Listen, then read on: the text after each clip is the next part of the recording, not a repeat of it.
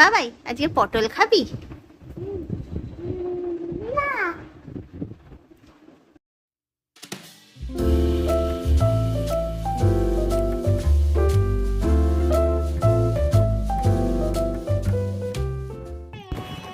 ছেলে তো সবজি খাবে না, কিন্তু এদিকে বাবা এক প্যাকেট পটল নিয়ে চলে এসেছে।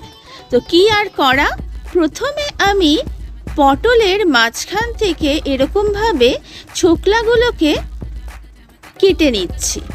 পুরোটা কাটবো না, তাহলে বেশি নরম হয়ে যাবে। তারপর দুদিক দিয়ে বোটাগুলোকে কেটে নিয়ে মাঝখান থেকে চিড়ে নেব, কিন্তু পুরো অর্ধেক করব না।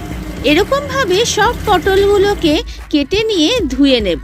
তারপরে এর মধ্যে দিয়ে দেব নুন, তারপরে দিচ্ছি এর মধ্যে হলুদ, তারপরে ভালোভাবে এটাকে মাখিয়ে এক সাইডে রেখে দেব কিছুক্ষণ রেস্ট করার জন্য। যতক্ষণ পটল রেস্ট করছে ততক্ষণ একটা মশলা বানিয়ে নিই। প্রথমে দিয়েছি 1 চা চামচ জিরে গুঁড়ো, 1 চা চামচ ধনে গুঁড়ো, একটুখানি শুকনো লঙ্কা, একটুখানি হলুদ গুঁড়ো, একটুখানি নুনটা স্বাদ অনুসারে দেবে। তারপর জল দিয়ে ভালোভাবে মিক্সড করে পাশে রেখে দেব রান্নায় দেওয়ার জন্য। এখন আমি মিক্সিং জারে নিচ্ছি কিছু কাজু বাদাম, তারপরে 2-3টে কাঁচা লঙ্কা, ভালোভাবে ঘুরিয়ে নিয়ে এর মধ্যে দিয়ে দিচ্ছি টক দই। টক দই দিয়ে আবার ভালোভাবে ব্লেন্ড করে আমরা এটাকে রেখে দেব। এই মিশ্রণটাই হবে আমাদের আসল মিশ্রণ। এখন আমি শুকনো কড়াইতে সর্ষের তেল দিচ্ছি, সর্ষের তেলে রান্নাটা হবে। তারপরে পটলগুলোকে আমি খুব ভালোভাবে ভেজে নেব। ঢাকা চাপা দিয়ে ভেজে নিতে পারো, প্রায় 70 to 80% কুক করে নেব। এখন দেখে নিই আমরা কি ফোড়ন দেব। ফোড়নে দেব গোটা জিরে আর গোটা গরম মশলা। গোটা গরম মশলার মধ্যে দারুচিনি, ছোট এলাচ আর লবঙ্গ দিয়েছি। এখন আমি দেখো ভাজা হয়ে গেছে পটলগুলো, এগুলোকে এখন আমরা তুলে সাইড করে নেব। সেম তেলের মধ্যে যদি তোমাদের লাগে যে আরেকটু তেল মেশাতে হবে, তো আরেকটু সর্ষের তেল মিশিয়ে নেবে।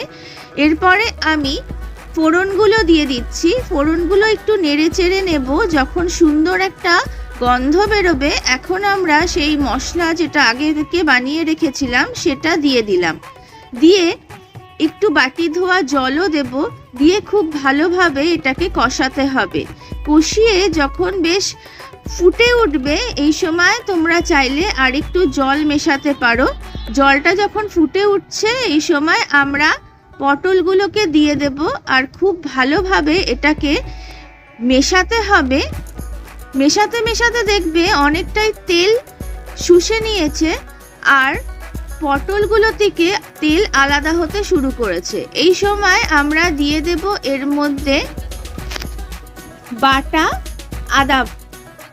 আদা দেওয়ার পরে এটাকে আবার ভালোভাবে ঢাকা চাপা দিয়ে আমরা রান্না করে নেব, যাতে পটলগুলো পুরোপুরি সেদ্ধ হয়ে যায়, কিন্তু পটলগুলো একদম নরম হয়ে চিপসে যাবে না। এই সময় আমরা দিয়ে দিচ্ছি এর মধ্যে সেই দইয়ের মিশ্রণটা, যেটা দই আর কাজু বাটা দিয়ে আমরা বানিয়েছিলাম।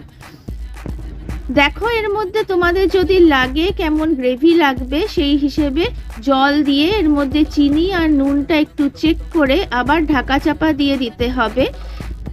গ্রেভিটা তোমাদের মতন দেখে নেবে। যখন মনে হবে গ্রেভিটা হয়ে গেছে, আমাদের দই পটল রেডি হয়ে গেছে, তারপরে একটা সুন্দর প্লেটিংয়ে সার্ভ করে নেবে। এটা নিরামিষ দিনে যেরকম ভাতের সাথে খেতে পারো, সেরকম রুটি বা পরোটার সাথেও খুব ভালো লাগে। তো এই পদ্ধতিতে যদি দই পটল তোমরা বানাবে বাড়িতে, তো আমাকে কমেন্ট করে নিশ্চয়ই জানিও কেমন হয়েছে।